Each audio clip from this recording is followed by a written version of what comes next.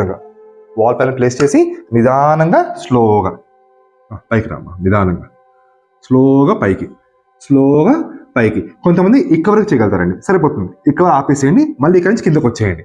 ఇంకా కొంతమంది కొంచెం పైకి వెళ్ళగలుగుతారండి. అంటే మన ఒక పెయిన్, మన ఒక ఫ్లెక్సిబిలిటీ ఏ విధంగా ఉందో ఆ విధంగా దానికి తగ్గట్టుగా చేసుకోండి.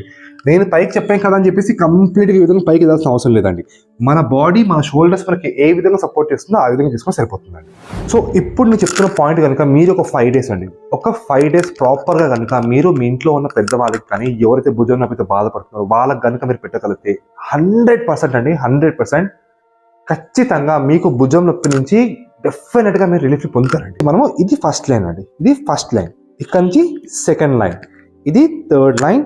కొంచెం స్లోగా ప్రెస్ చేసి 1 2 3 ఈ విధంగా 1 2 3 1 2 3 ఈ విధంగా క్లాక్ వైజ్.